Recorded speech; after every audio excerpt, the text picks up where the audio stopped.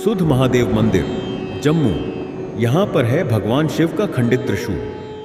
जम्मू से 120 किलोमीटर दूर तथा समुद्र तल से 1225 मीटर की ऊंचाई पर पटनी टॉप के पास शुद्ध महादेव का मंदिर स्थित है।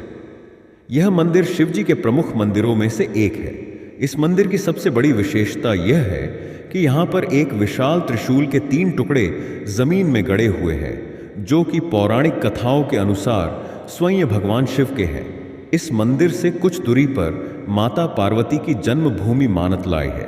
इस मंदिर का निर्माण आज से लगभग 2800 वर्ष पूर्व हुआ था, जिसका कि पुनर्निर्माण लगभग 1 शताब्दी पूर्व एक स्थानीय निवासी रामदास महाजन और उसके पुत्र ने करवाया था।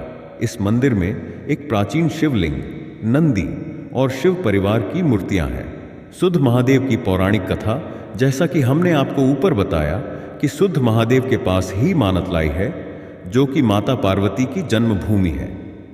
पुराणों की कहानी के अनुसार माता पार्वती नित्य मानतलाई से इस मंदिर में पूजन करने आती थी। एक दिन जब पार्वती वहां पूजा कर रही थी, तभी सुधांत राक्षस, जो कि स्वयं भगवान शिव का भक्त था, वहां पूजन करने आया।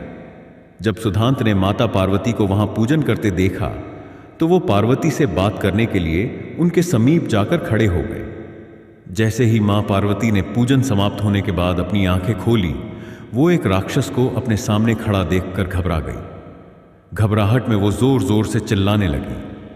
उनकी ये चिल्लाने की आवाज कैलाश पर समाधि में लीन भगवान शिव तक पहुंची। महादेव ने पार्वती की जान खतरे में जानकर राक्षस को मारने के लिए अपना त्रिशूल फेंका। त्रिशूल आकर सुधांत के सीने में लगा।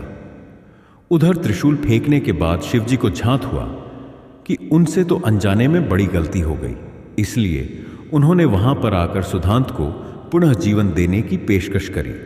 पर दानव सुधांत ने इससे यह कहकर मना कर दिया कि वो अपने इष्ट देव के हाथों से मरकर मोक्ष प्राप्त करना चाहता है। भगवान ने उसकी बात मान ली और कहा कि यह जगह आज से तुम्हारे नाम पर सुध महादेव के नाम से जानी जाएगी। साथ ही उन्होंने उस त्रिशूल के 3 टुकड़े कर वहां गाड़ दिए, जो कि आज भी वही है।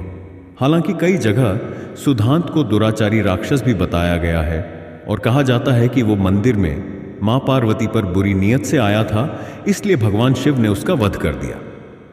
मंदिर परिसर में एक ऐसा स्थान भी है जिसके बारे में कहा जाता है कि यहां सुधांत दानव की अस्थियां रखी हुई हैं।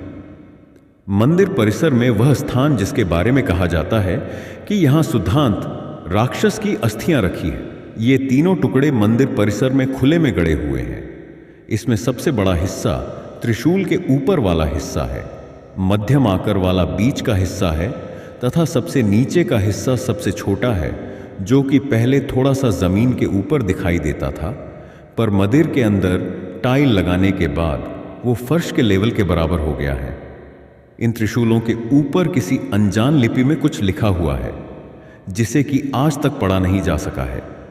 यह त्रिशूल मंदिर परिसर में खुले में गड़े हुए हैं और भक्त लोग इनका नित्य जलाभिषेक भी करते हैं।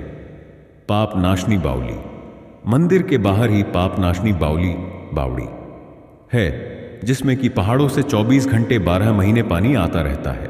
ऐसी मान्यता है कि इसमें नहाने से सारे पाप नष्ट हो जाते हैं। अधिकतर भक्त इसमें स्नान करने के बाद ही मंदिर में जाते हैं। बाबा रूपनाथ की धूनी। इस मंदिर में नाथ संप्रदाय के संत बाबा रूपनाथ ने सदियों पहले समाधि ली थी। उनकी धूनी आज भी मंदिर परिसर में है, जहां की अखंड ज्योत जलती रहती है। मानतलाई यह सुध महादेव से 5 किलोमीटर दूर है। यही माता पार्वती का जन्म और शिवजी से उनका विवाह हुआ था। यहां पर माता पार्वती का मंदिर और गौरी कुंड देखने लायक जगह है। सावन में भरता है मेला। श्रावण मास की पूर्णिमा पर यहां 3 दिवसीय मेला भरता है, जिसमें पूरे भारत से शिव भक्त इकट्ठे होते हैं। तब यहां का नज़ारा अविस्मरणीय होता है।